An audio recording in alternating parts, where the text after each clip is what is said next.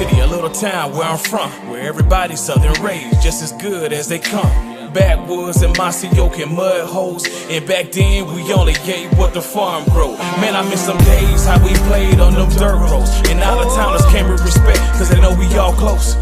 Yeah, southern pride, toting gun folks. Welcome to my city, I-75 South, just north of Live. I'm from a city called Austin, Georgia, right on the border of Florida. I was raised on these dirt roads, mud tires, spin backwoods when they ride. This is small town living, yeah. Now welcome to my city, title town, 229, turn it up so they can hear it loud. We eddied up with big trucks and heavy G's, pretty girls get moonshine and whiskey. It's nothing like our dirt roads, you can bet that, son. I'm from a city, by any means, we gon' protect our guns. I hang with the rednecks and yee-yees. We get up in big trucks in the backwoods like Indians and teepees. This the home of the mighty, mighty Vikings.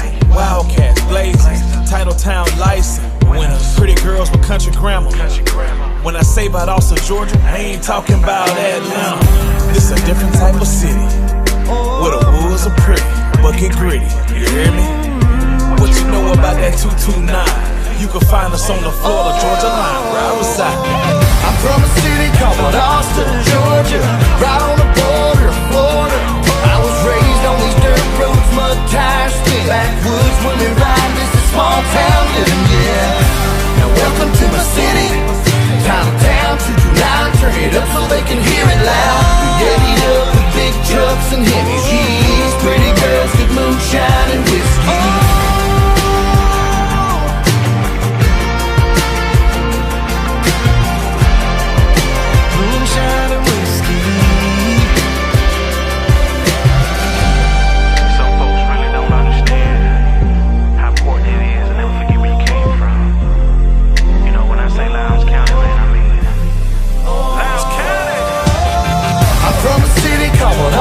Georgia, right on the border of Florida. I was raised on these dirt roads, mud tires, spin backwoods when we ride. This is small town living, yeah. Now welcome to my city, title town, 229, turn it up so they can hear it loud. We eddied up with big trucks and heavy G's, pretty girls get moonshine and whiskey.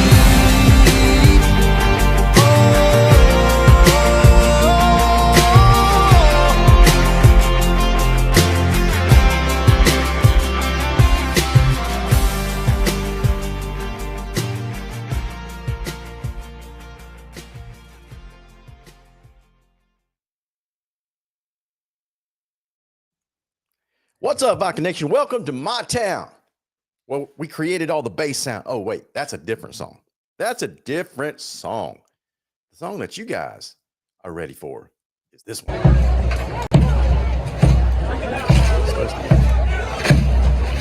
Anyway. Man, nothing is working today. I don't even know if you guys can hear me. Got computer problems. Got internet problems. We got problems all around the world. Just everything's conspiring against the Viking Nation Live. Hey, listen, it's a different kind of night. Well, get that off the screen since the internet is super slow tonight. Thank you, AT&T. Hey, welcome to the Friday edition of the Viking Nation Live. We had some scheduling issues. Well, you know, I'll fess up. Yesterday was my wife, Ellen, and I's 32nd wedding anniversary.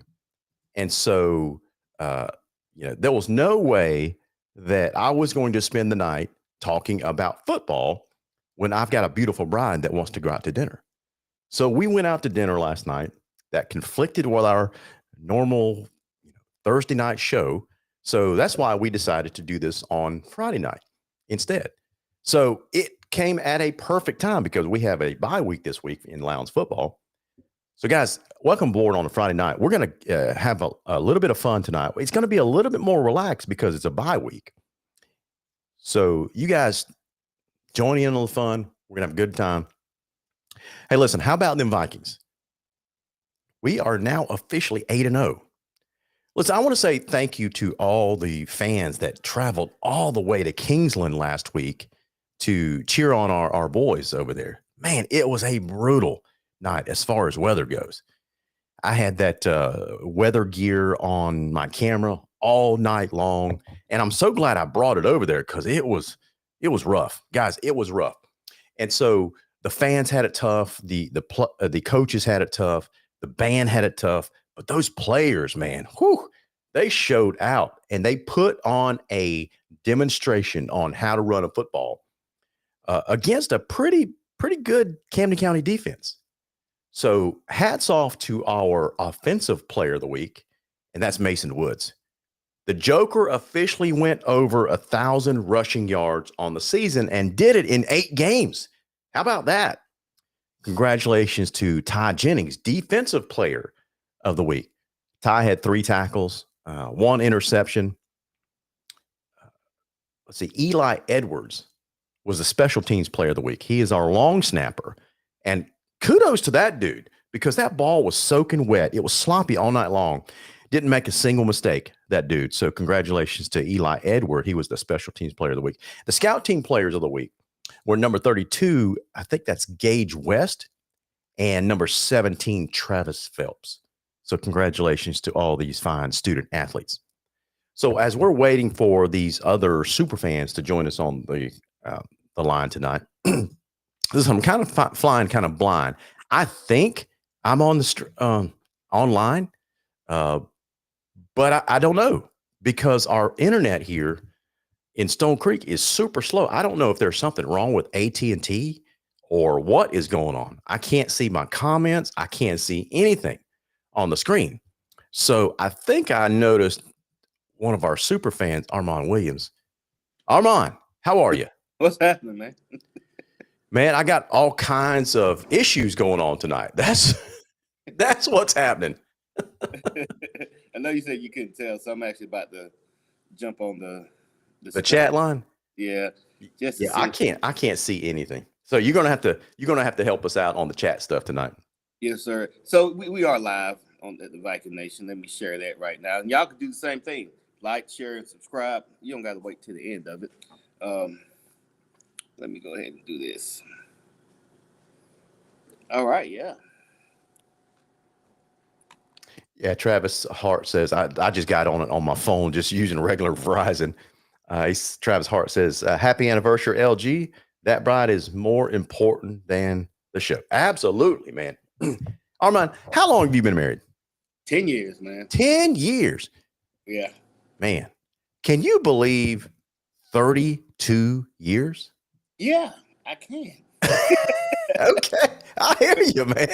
Because, I hope I'm blessed enough that my wife continues to deal with me and my shenanigans. To make it to 32 years. So, yeah, I really can, man. And so, congratulations. Marriage is. I think people, it's fun. I know a lot of these days people tend to shy away from it, but that's right. Look, I believe in the word, and the word say, "He who finds a wife finds the good things." Yeah. Favor in the eyes of the Lord, and my life has been favored, and I know yours has too. So, so people ask us all the time, how do you stay married to someone for that long? It's. I don't want to say it's not that hard because marriage does require some work, right? But it's not as easy to get divorced for us because we decided long ago never ever to even entertain that D word. Okay. So if we have an issue, we talk it through. If we get upset with each other, sometimes we need a timeout. Yeah. I had where I say for me, and this is in any relationship period, but if I'm upset, I'm walking away. That's right. Because if I say how I feel right then and there, it doesn't necessarily mean it's a permanent feeling. It's just how I'm feeling right then and there. So it's similar to what we talk about all the time about controlling our emotions. Yes. Right. Emotions are really good at times because they're a gift from God. Mm-hmm. But they can, if you don't control it, it can cause you to do, say, or think some awful things. Exactly. Yeah. And it's okay to think some things because that's usually emotion driven, but take a pause. That's why we kind of encourage people all the time. If we have a bad loss or, even any loss, really, take about 24 hours just to let those emotions come down some before you say something on social media that you are going to regret. I will say this last thing about marriage before get on with the football talk. And that, guys, this kind of stuff helps too. I came into my office the other night and this note, I don't know if you can see this. Can you guys see this, Armand? Yep. So it was a note that my wife had left for me on my desk. It says, "Dear Larry, I love you." Armand, it's the little stuff like that. The simple things, man. Simple things like, guys, you don't know. As soon as I read that, I got teary-eyed, and it's like, God, thank you for blessing me with a wife as awesome that I have, So, Larry, I got something, but okay. I want to say one more thing about marriage, and Okay. I'm gonna let it go. You gotta have fun. Just remember, what you did to get her is what you got to do to keep her.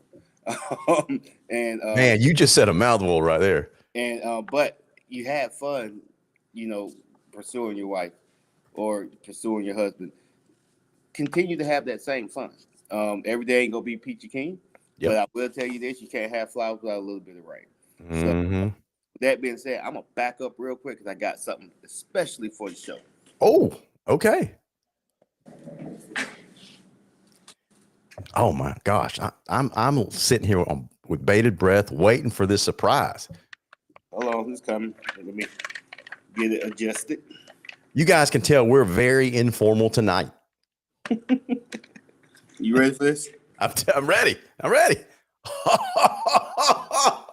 Oh my God, I want one. Where did you get that thing? And this was courtesy of Wright's Body Shop. Wright's Body Shop. Can he make another one? Yeah, I can get you. We get you another one.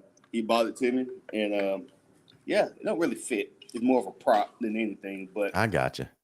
But yeah, I'm ready. I love it, man. I love it. It's about the only helmet I'm gonna get to put on these days. But all right, so Wright's Body Shop. All right, so you've inspired me. Hold on a second.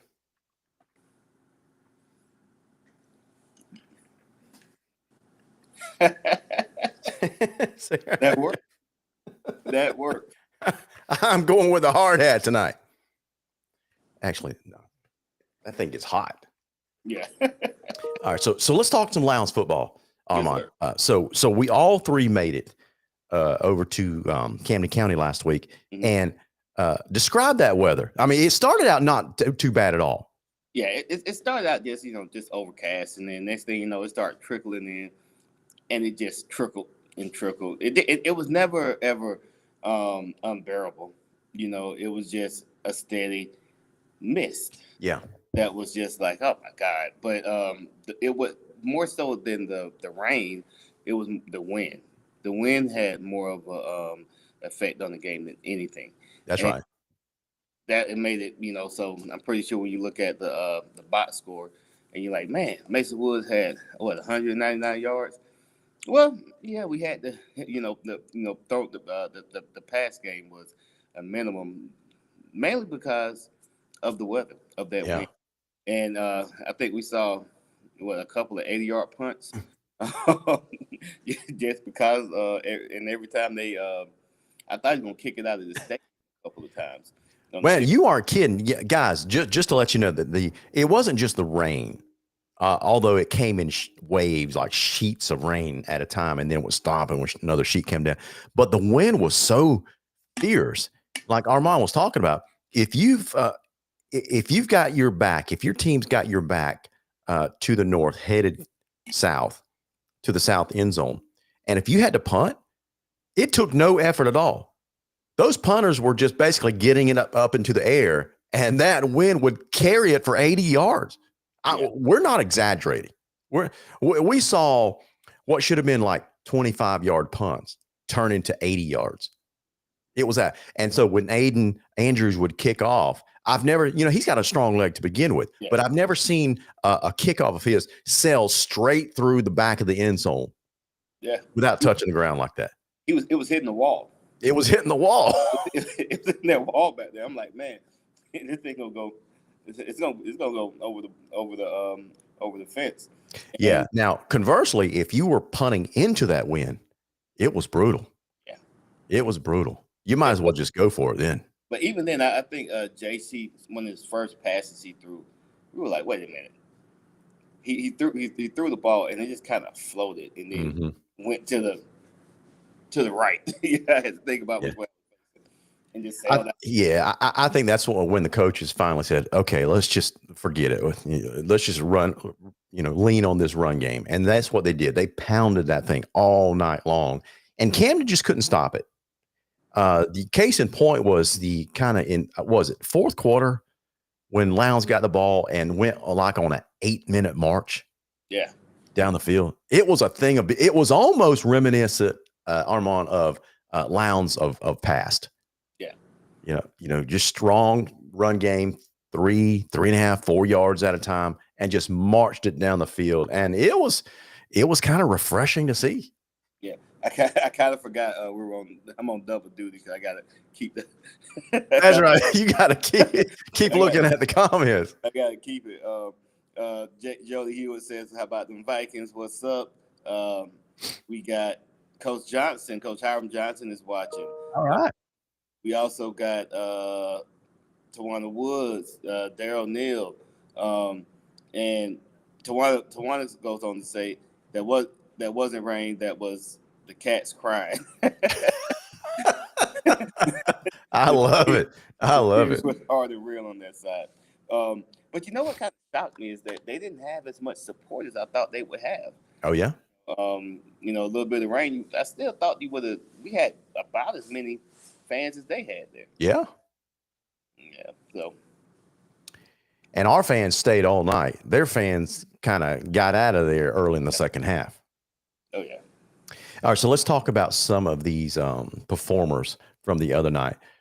Guys, it was tremendous. We had, as you would expect, 44 passing yards, just in a ferocious wind. It was crazy. But then we had 350 rushing yards on 55 carries. Yeah.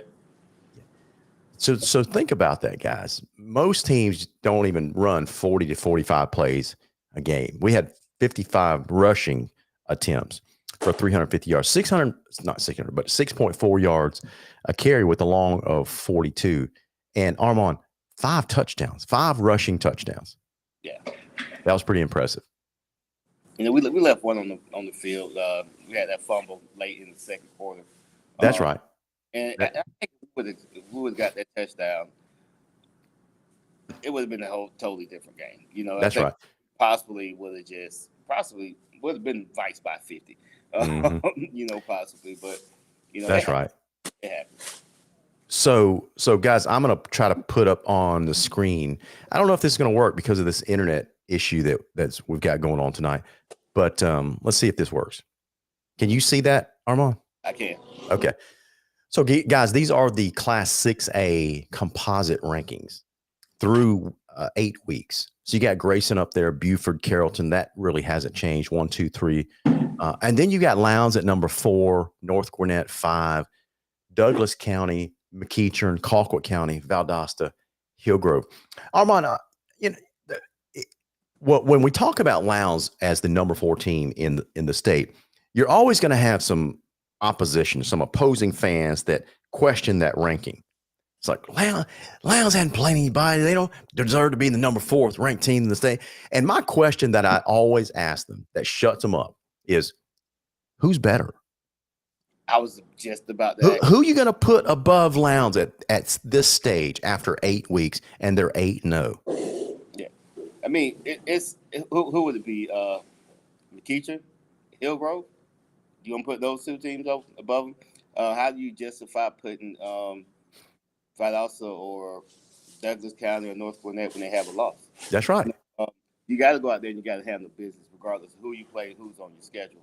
And that's what Lowndes has done. A lot of people criticize the schedule early, but when you go back and you look at our opponents and their win-loss records, I think maybe 80% of them are above 500 at least. Yeah. So Lowndes is playing. They got 2 good things. And I say it every week. Good defense and a very strong running game. That's right. And those are two things that you can count on week in and week out. So yeah, I don't know who you would put above them. So Armand, I'm going to attempt to do something here, and I hope that this comes across. So, if you take a look at the guys at the AJC that do the Georgia High School Football Daily, they've already started compiling the postseason rankings, right, for the teams this year and all the games they've already played, that kind of stuff. They've already done all the math, and I'm going to put it on the screen. For you guys that doesn't think that Lowndes deserves this ranking where they are, I'm going to show you what the postseason ranking is. And remember, before I do this, guys, I'm going to remind you what the formula is. Remember, it's not just your winning percentage. That's a third of it. But it's also added to your opponent's winning percentage and your opponent's winning percentage, right? So when you compare Lowndes' record and opponent's winning percentage against the big boys like Buford, McEachern, Carrollton, Grayson, all these guys, now I'm going to show it to you on the screen where Lowndes ranks through 8 weeks, according to an objective source, and that's the Georgia High School Football Daily. So here it is. Check this out. Do y'all see who's at the top of the heap? The Lowndes Vikings. Yeah. According to the new math that the GHSA put up there. And when you factor in all the games, whether it's against, Sisters of the Blind or Manatee or who, compared to all the other teams in Class 6A, Lowndes is at the top of the mountain. So if you're an opposing fan, what are you going to say? What are you going to say to this? This is objective data. I think we got 6 teams in there. Am I right? Yeah. Look at that. That's impressive. Yeah. We got Lowndes. Now, I'm gonna remember if we were using this new system this year, the top 32 teams, not the top 4 teams from each region, but the top 32 teams go to the playoffs, right? So check this out. I'm going to scroll down to number 32. That's going to be the cutoff line. I want you to see another what we consider not a very good Region 1 6A team, where they rank in this thing. Check this out, Armand. All right, so there's 24, 25, 26. Oh, look at that. Tift County makes the playoffs at 3-5. That tells you how strong this region still is. Oh, yeah. That means, Armand, that all 6 Region 1 6A teams would make the playoffs this year if the season ended today. How impressive is that? It's very impressive. That means that this region goes and picks quality opponents, regardless of how you feel about them. You might not know much about them, but they pick quality opponents and they play them. And win or lose, they're putting up either it was your opponent's opponents, and then your opponent's opponents. That's right. Winning percentage. So. What can I say? I've always been growing up, Region 1 Quad A then, but Region 1 at the highest level has always been the toughest region to play in. Yeah. Now, you might have those, you got the Graysons, you got the Bufords, the Brookwoods and all these other, but they're not in the same region. Those regions are top heavy. So you might have one, and then the rest are, just kind of your average run-of-the-mill teams. So what do you think about this idea? I like this new system. I actually do like this new system that we're going to next year. Armand, I think they should already make a change to it. I would love it. And here's what I'm talking about. Why not, for the purpose of the playoffs, make a super invitational and open division, if you will, and just for the playoffs. And here's what it would look like. You take the top 16 teams from Class 6A and Class 5A and put them in a playoff bracket. I would love it.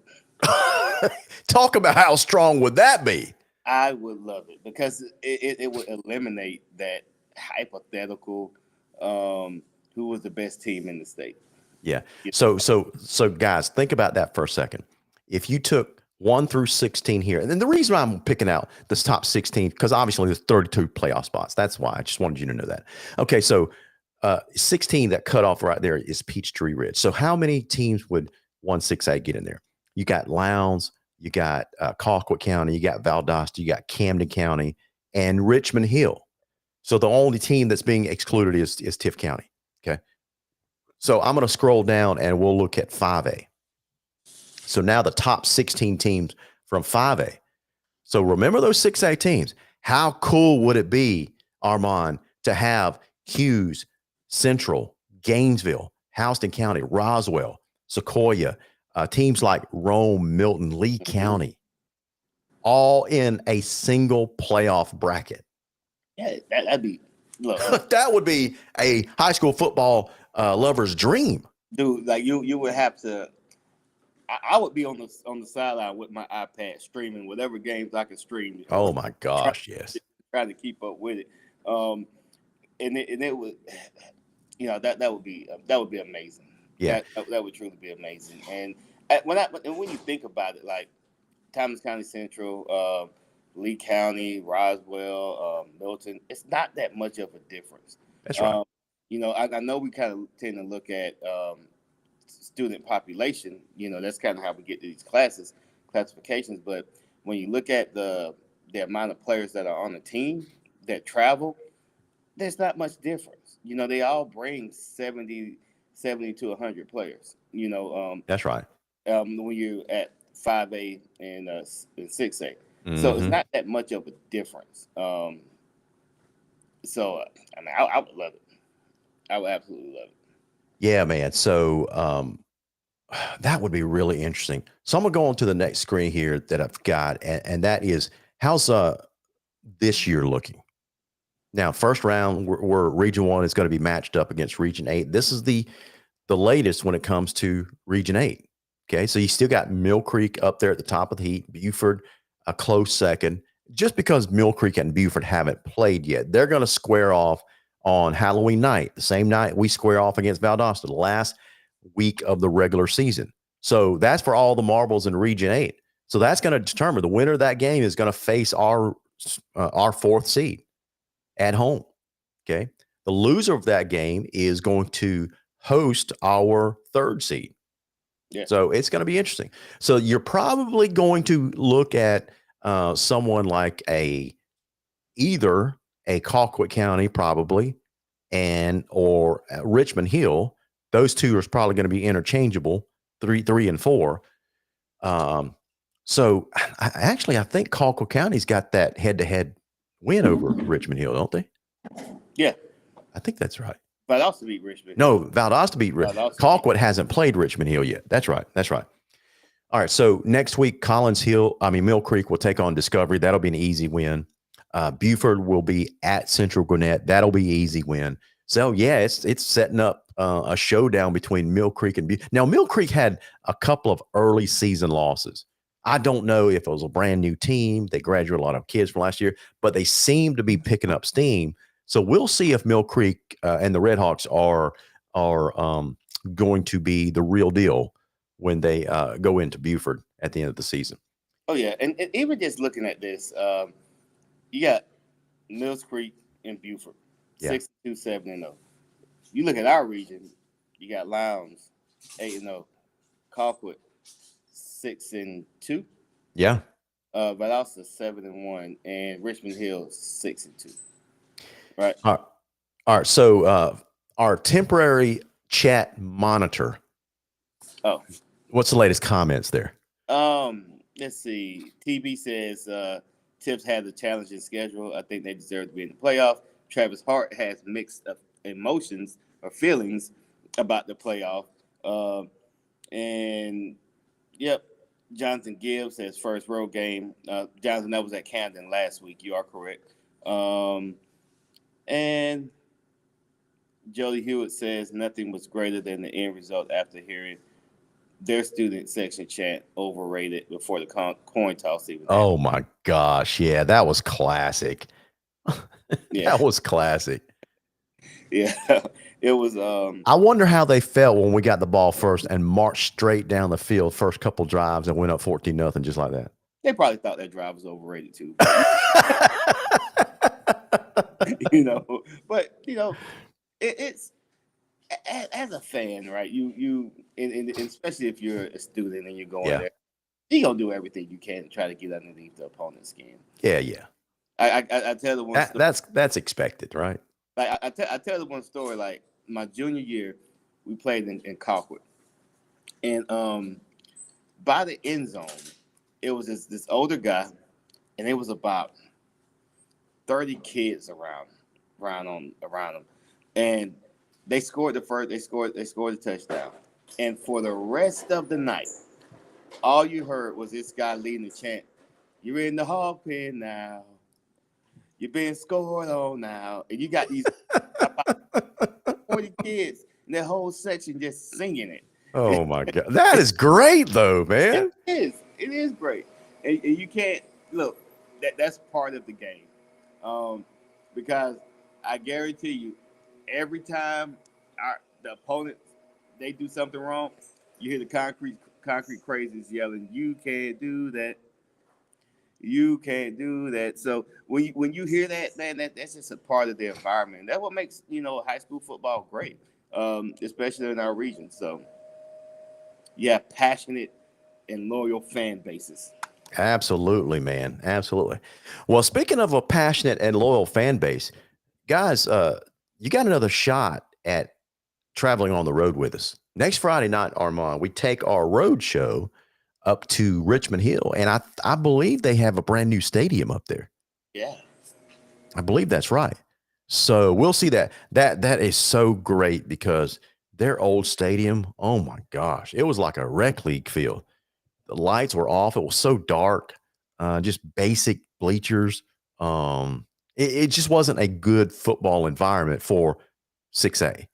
Yeah. But they've created brand new facilities over there. So I can't wait to see their stadium. It's going to be great. New stadium. I can't. Last time, if I was actually playing, the last time I went up anywhere around that area to watch a football game. In fact, remember I told you on the sidelines before the game, I said it had been 29 years since I went to Camden County, and that was on my birthday. Yeah, really? As a junior, that was the first game I ever started. Man. And so I had some moments of nostalgia, walking in that stadium for the first time in 29 years. So yeah. Man, I'll tell you, I do not like playing football on the coast on a grass field. I remember when I was playing at Berrien County, we went over to the coast and played. Do you know where McIntosh County is? No. Darien, Georgia. Okay, kind of, yeah. Yeah, it's close to that Richmond Hill. It's between Brunswick and Richmond Hill. Yeah. Okay. And so they, small school, AA school back then. And so played on a dirt field. And, as football players, you wear these socks and you roll them down to kind of bottom of your calf, that kind of stuff. Man, I was playing on defense and I made a tackle and I'm getting up off the ground. And all of a sudden, I feel like stinging on my legs. Sand gnats. These dang sand gnats, they call them no-see-ums over there. I didn't know what in the world that was, but they were eating us alive that night. The sand gnats, man. And they used to be at Camden when they had the grass field. Yeah. I hated it. Golly, I hated it. Okay, so what was your most memorable experience over in Camden County Friday night, other than trying to stay dry? Because it was impossible to stay dry. My most memorable experience was really, what's his name? Good Lord Almighty, number 2, Kenyon Martin. Yeah. When he got that interception, that stood out to me. And man, really, truly, it was aside from that, it was because everything tended to be, look, going into halftime, they had all the momentum. Yes, right. And when they came out, refocused, got a quick 3 and out, and just marched right down the field. That was it for me. That they see them compose and just say, hey, you know what? Let's show them how it's done. And I posted a video of Mason Woods scoring a touchdown. Yeah. Right before he goes he does 2 things. The one touchdown, he flashes a peace sign right in front of the guy, right? And then when he scores the last touchdown, he looks at me and he does like this. Kind of classic, man. Put him to sleep. Man, Mason Woods with the I think he might have some of the best celebrations on this team. So and it's well deserved too, because he's truly a workhorse. So he is, man. Oh my gosh, he is. All right, so I finally wised up and started doing like you're doing, and actually started watching it on my phone live, so I can see the comments now. I don't know why I didn't think of that before, instead of using my software to do it. So anyway, Daryl Neal says, yes, sir, they will eat you up. He's talking about the sand gnats. Travis Hart says, from the pics I've seen, Richmond Hill Stadium looks nice. Well, I hope so. Neil Culver says, went to Camden and took care of business in tropical storm conditions. Felt like it at times, Neil. I mean, there was some periods of where it was just calm, but those were short-lived because just a few minutes later, I'm serious, guys. It was just coming in waves. It wasn't just a heavy downpour the entire night, but it was heavy at times, and then it would stop, it'll lighten up, and it would come, and you could see almost sideways rain in the lights, right? And so Camden doesn't have the brightest stadium over there. So when it rains like that and it's awful weather, then it just makes it a miserable experience. And afterwards, you guys know by now that we do our post-game show. We had to do it in our vehicles. Yeah, because it was still raining at the end of the game. I was so also another memorable experience. And if anybody from Camden is watching this, thanks to that staff at Camden. Yeah, man, because they made everything easy for us. Even after the show. Oh my gosh, yes. Even after the show, they came through in a big way, man. So shout out to them. They're really hospitable towards us. So I can't complain. Yeah, what Armand's referring to is just when you go on the road like that and you're part of the media, you never know what experience lies ahead.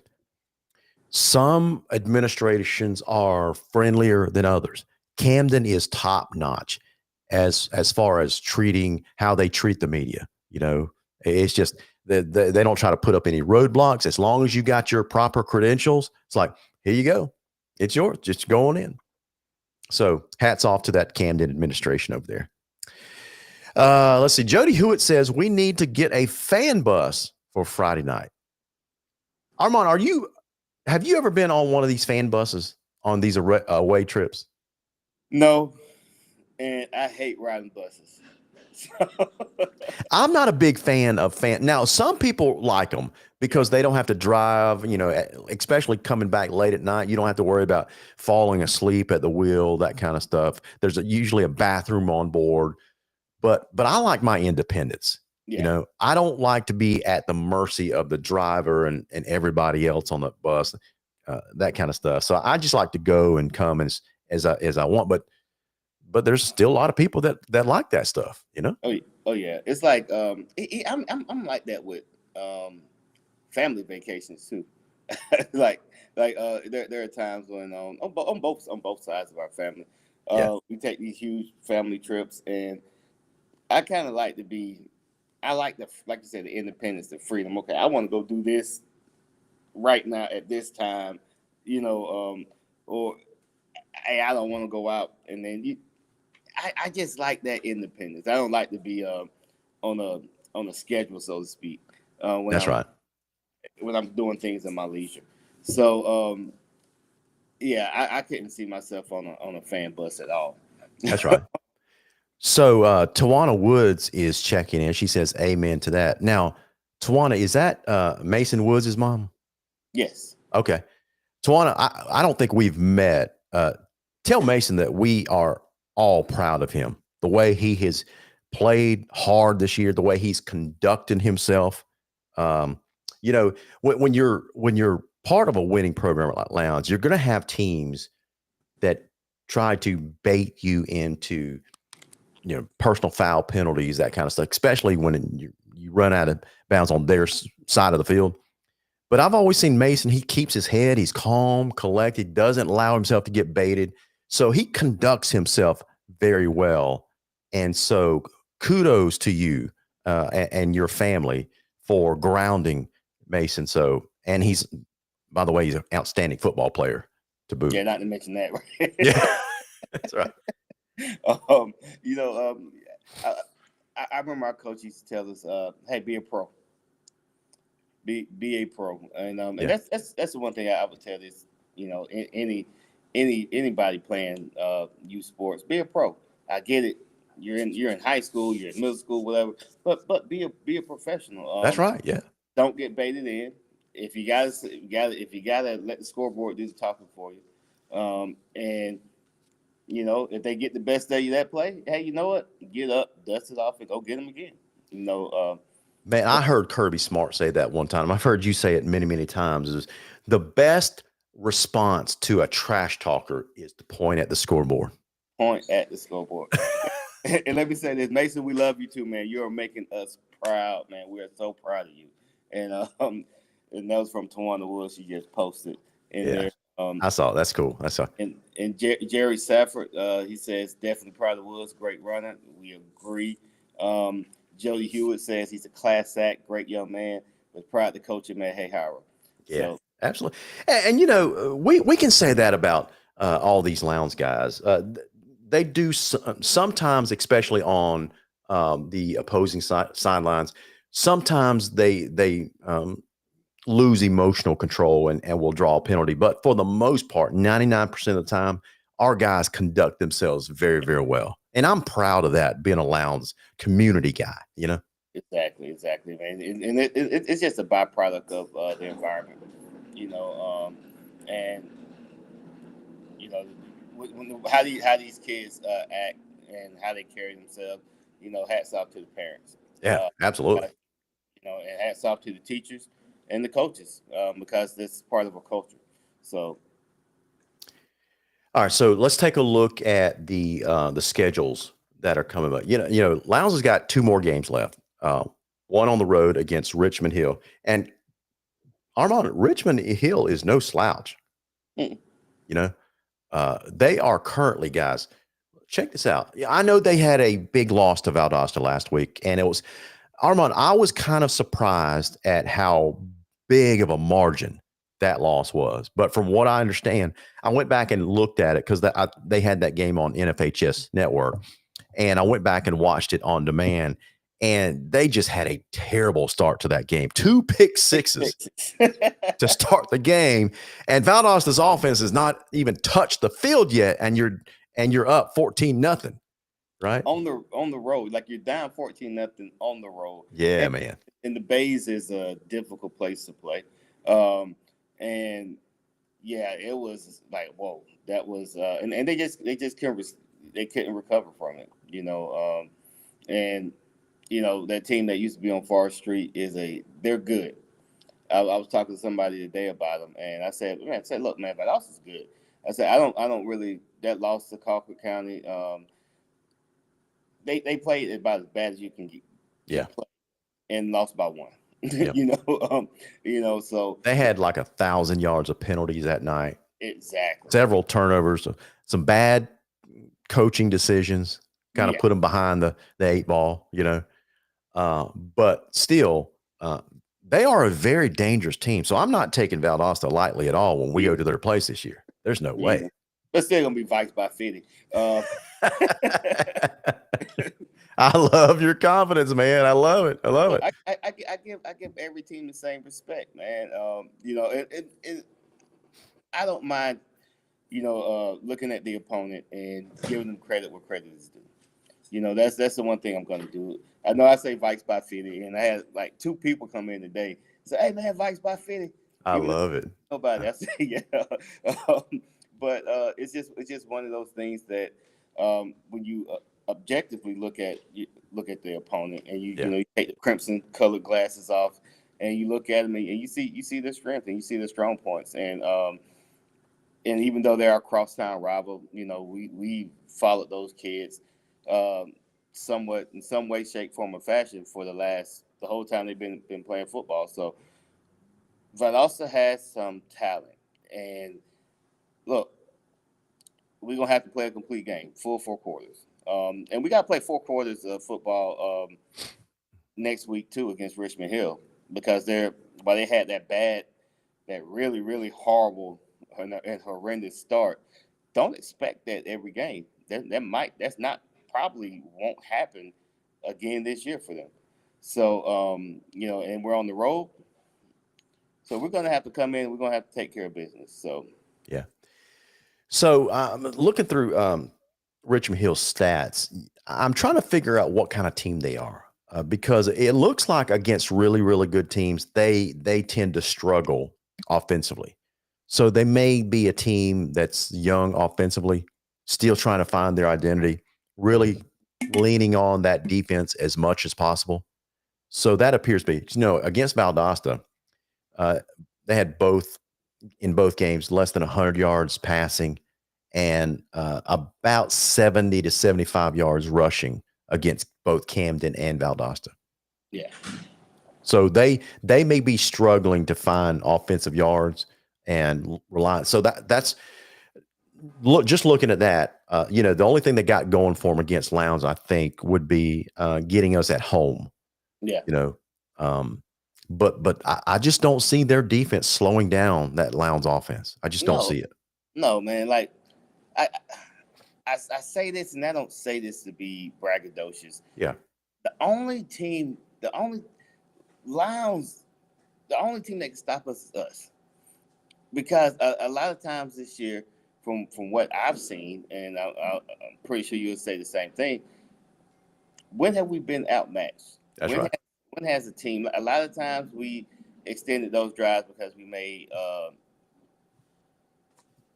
got a stupid penalty called against us, or a lapse in assignment.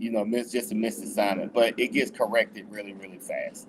And I think that when it comes down to it, as long as Lowndes can stay ahead of the sticks, this offense has got too many weapons.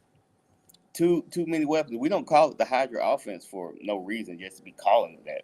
It's because of course, you got Jace, you got Mason, you got KT, you got Bubba, you got Williams, you got Weidinger, you have Neil, you have Danny Vickers coming in. You have so many, and even Benjamin, the freshman. You have so many offensive weapons out there. It's kind of hard to say, okay, if you take this away, Lowndes can go to this. It's and they do it when they want to do it. So I think Lowndes is a balanced team, and they're gonna be hard for anybody to beat. Man, there's something up with my software again, Armand. What's happening? Man, I don't know. Something's like taking over the screen. I don't know if I can stop it. Look at that.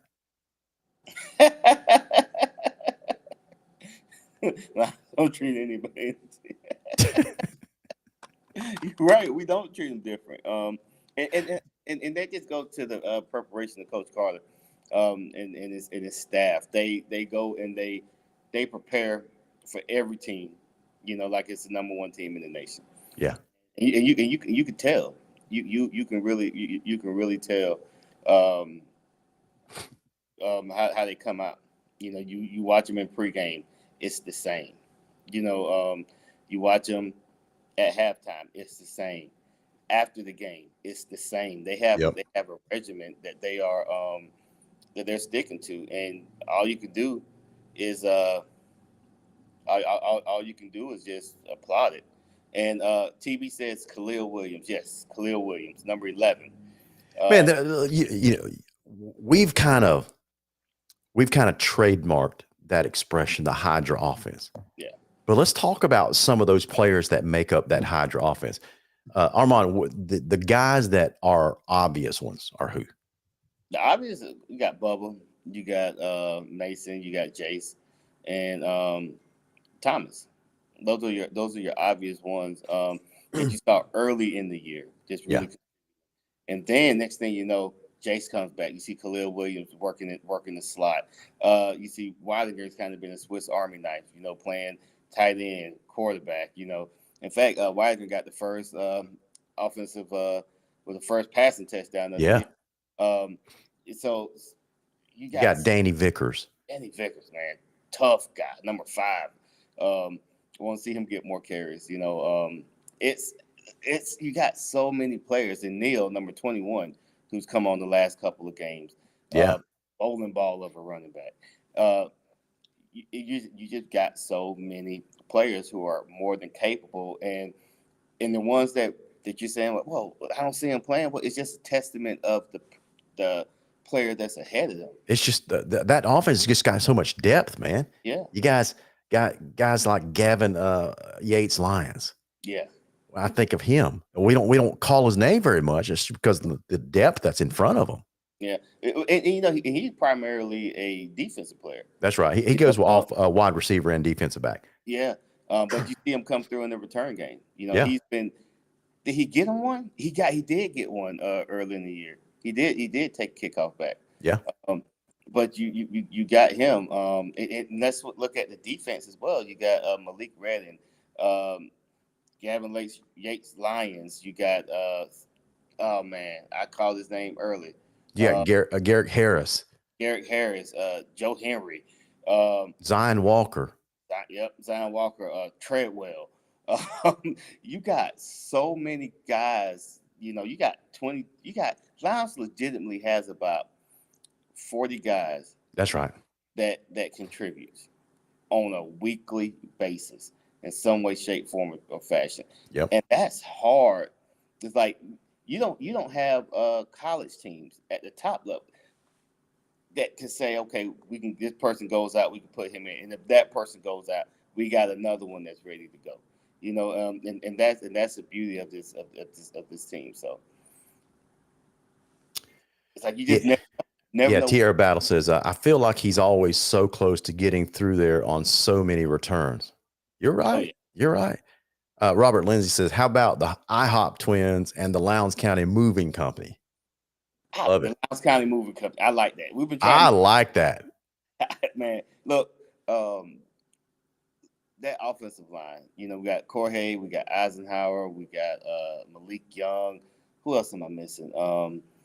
Hey, when did they make the move? When did they put Corhay at center? He didn't start the year at center. I don't think so either. But they made the move for him to go to center, and he's done an outstanding job. Oh yeah, and he comes off. He might be the one that if somebody was to go down, you can move him. And also we got number 50 Brown, first name. But that's Willie Brown's son. So he's a legacy player, and you love to see that. But he comes in and plays tackle. They got so many kids, but but moving Corhay to center, I don't know exactly when it was, but I looked and I was like, hey, wait, this ain't the same guy that was at center to start the season, but he's done a great job. He's done a really, really great job, and center might be the hardest position on the offensive line. Yeah. Hey, look, Armand, some early scores coming in since we kicked off about 30 minutes ago. You got McEachern 7-0 lead over Hillgrove. That's a heck of a matchup right there. 2 7-0 teams in 6A. So McEachern with the early first quarter lead, 7-0. You got North Gwinnett taking care of business against Meadow Creek, 21-0. Let's see some other notable games. Over Coffee County is struggling this year. Coffee County is 3-4, but they're taking it to Houston County, which is one of the top teams in 5A this year. So Mike Coe and the Trojans have tied up Houston County 7-7. Veterans and Lee County is scoreless. Some other notable ones: Thomas County Central. Cole Moore is probably at that game. They are taking on Northside Warner Robins tonight with an early lead, 7-0. Now, here's the deal. Central, I think, wants to embarrass Northside Warner Robins tonight. And I hope they do. I hope they do. Yeah. So look, I got it on good authority that's the deal, that they want to do that. Look, and I'm gonna tell you why I have a disdain for that team up there called Northside Warner Robins. Yes, is it related to your Lowndes Vikings? It is, man. They were a thorn in our side, but there is one video on YouTube that I can go and show my kids, hey, I did play, right? And here's some highlight. And it's my last game ever played, losing to Northside Warner Robins in the playoffs. So I watched it twice. It's painful to watch every time. But yeah, Northside. What happened to Northside Warner Robins? They at one point, they were right there on the cusp of winning the state championship. Yeah. They had some good teams, like from 97 to like 06, and then it just kind of fell off the map. Yeah. Hey, listen, high school football, it is a sport of cycles, whether it's because of cycle of athletes that you got or the cycle of coaches that you have, because the average high school head football coach is only there about a little over 3 years. Did you know that? These days, yeah. Yeah, the typical high school football coach is usually on staff about 3.5, 4 years. That's it, guys. So Lowndes has been blessed through the years with the stability of Randy Mack, and before him, his predecessors, Milt Miller, Joe Wilson, longtime guys, been there more than a handful of years. Looks like Adam Carter may be headed that way. Adam's a young guy. So he's got an entire career ahead of him. He's probably got some career aspirations now, just thinking about it out loud. So I wouldn't be surprised to see Adam move on to the college ranks or something like that.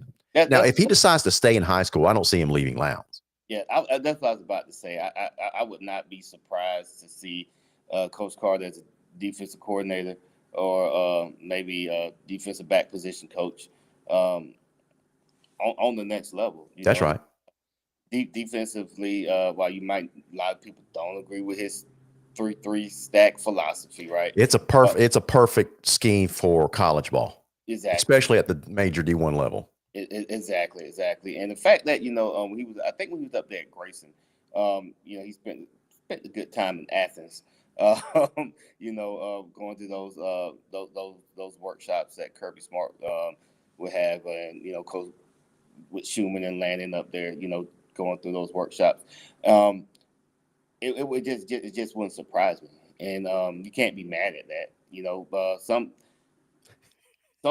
coaches just want to be, they want to be a coach. Now, listen to this. Tawana Wood speaking with emotion here. Mm-hmm. She says, "Carter ain't going nowhere. He's going to retire at Lowndes." And then she follows that up with, "We will take all the tires off of every vehicle if they try to leave." I love it. So now that's community right there. Watching, please know that the Viking Nation, we love you, and we want you to stay. Because I can honestly say, I went out there a couple of days. My job sent me out there. Yeah. And, we're just passing out Gatorades, and just to see the relationship he has with each and every last one of those kids. I'm glad you said that the Viking Nation wants him to stay, because sometimes people ask me, "Hey, what do you think about Carter?" That kind of stuff. I'll tell you a quick story. I think it was last year. Sometime, I can't remember if it was during season or after season, there were some rumors that he was trying to leave and it applied at other schools. So I heard the rumors too. So I reached out to him. I texted, sent him a text. "Hey, Coach, this is a rumor. I'm just going straight to the source. Are you looking at leaving?" And he quickly said, "No, I'm happy where I'm at." Said, okay, coach, good. That's what I told him. That's good. Yeah. Glad to hear it. And while he's guarded, this is what, year three. Yeah. Of the Carter experience. It's growing up. The first year, I was highly critical of it. You know what I mean? Something that, like, the product on the field wasn't what what we're accustomed to. But I also followed it up with saying, hey, give them grace. Mm-hmm. Give them some grace. Let them get these kids in the system. Let them get acclimated to it, and let's see. And you cannot be disappointed about what he's done, because when you think about it, Jalen, the last class, they had what, 3 coaches? The senior class. Yeah. They had 3 coaches. They had Randy. No. Yeah, they had Randy. They had Jamie DuBose. Mm-hmm. Then they had Zach Grage. Yeah. Right. And so if you were a freshman on Randy's last year, you would have been a senior during Grage's year. Yeah. So if you were a freshman during Jamie DuBose's time here, right, his first year, you would have been a senior in Carter's first year. Yeah. Yeah. So you're right. You're right. They had a bunch of coaches. You had a different coach every single year, and that's tough, man. That is tough. I always, when people ask me, man, why was Valdosta so good back in the 80s? Yeah. And that stretched through the 90s. I said, well, they had one coach, Coach Hyder. they had Hyder for that entire time, and yes, he was a great coach, but when you have that continuity there, it all it's going to do is just lead to success. You look at Maurice Freeman over at Brooks County, how long he was there, and the sustained success they had. And when I say sustained success, that don't mean you're going to go to a state championship or win a state championship every year. Yep. But you're going to be able to compete for one more often than not. So. Yeah, I was trying to see about some other scores. Man, this Worth County program is lighting it up this year. Just lighting it up.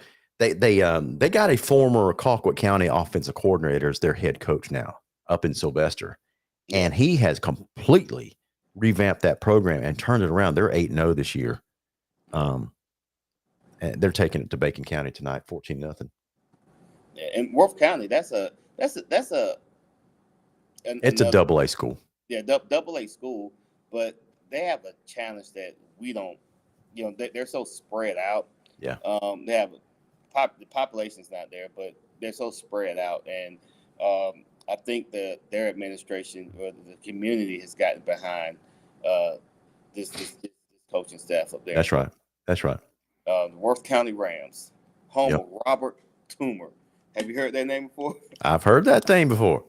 Listen, and there's a Lowndes Worth County connection too in Milt Miller. Milt Miller, yep, and Jason Tone. Jason Tone was the head coach. Listen, that's right. Hey, listen.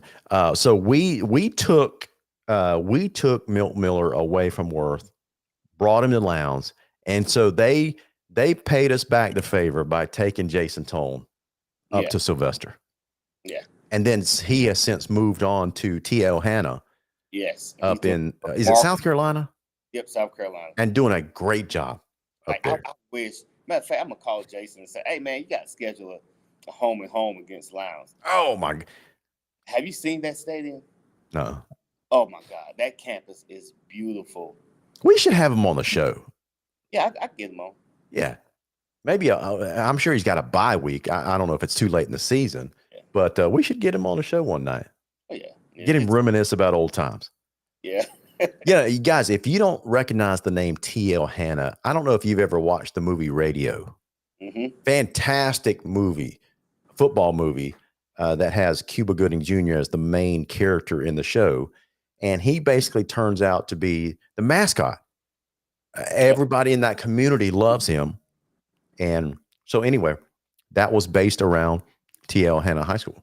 Yeah, it's like I went to his first game. His first game. Me and my brother, we took that journey. About 5 hours away. but it's not a bad drive either. Just a little bit north of Augusta, but we took that drive and man, it was like that campus is amazing. Yep. So listen, they've got some kids up there, and so I follow Jason on Facebook, and over the summer he was posting pictures of his little boy that was entering chess tournaments. Yeah. And winning. Sharp kid. Yeah. Think about that. If he ends up as a football coach, the kind of tactical strategy type of training that he gets as a little kid in the world of competitive chess. Yeah. I tell you the funniest story I got about Jason. Bone Thugs and Harmony came out with the album The Crossroads. Yeah. Right. And this is, and Jason has always been this way, stand-up guy.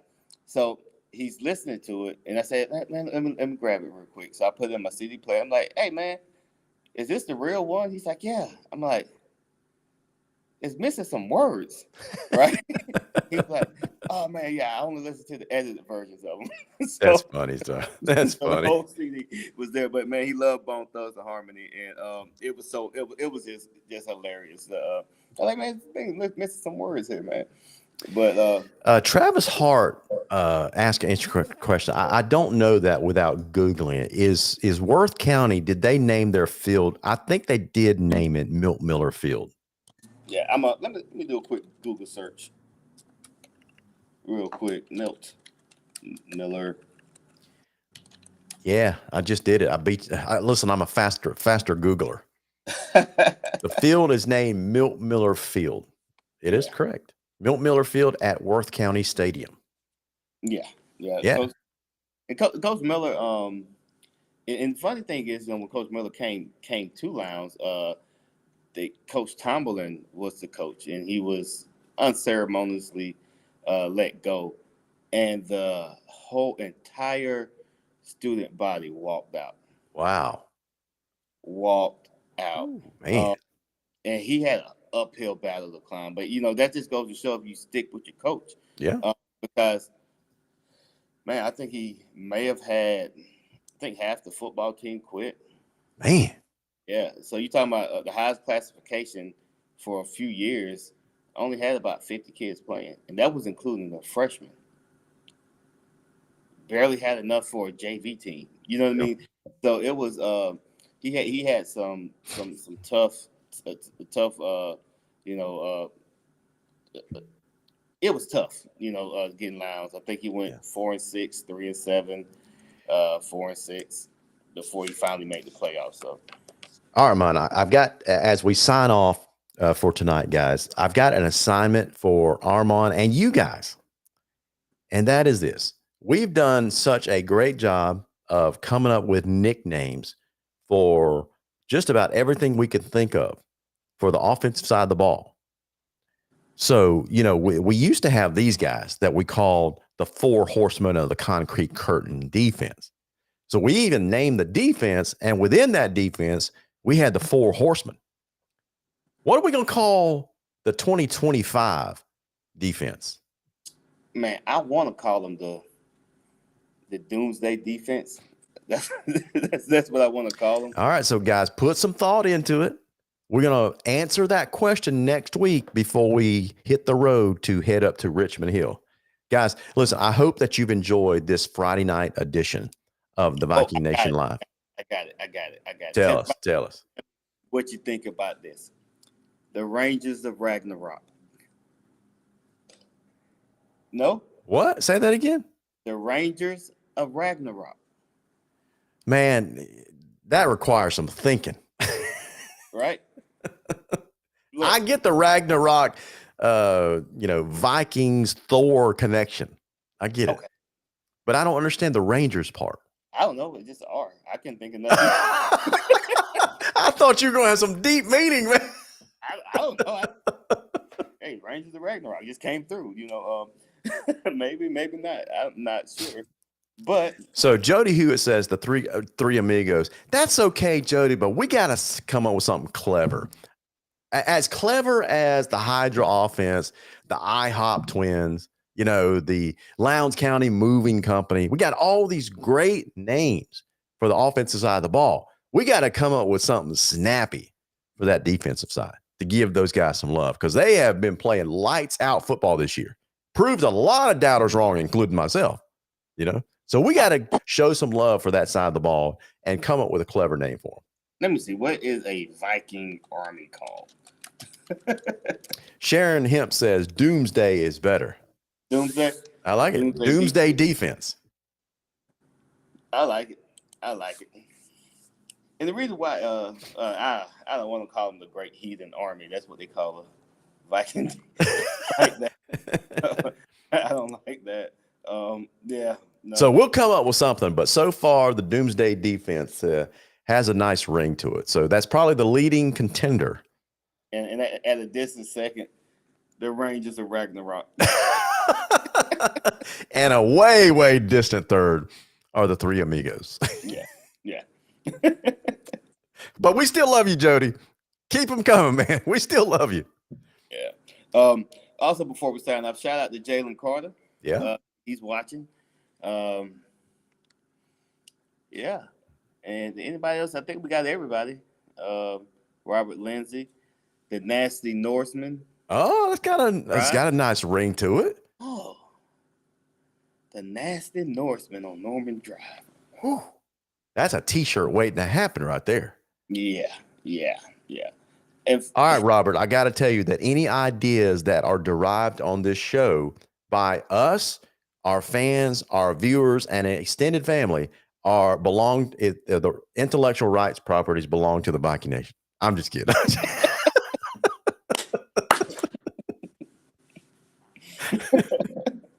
We're gonna have to get that.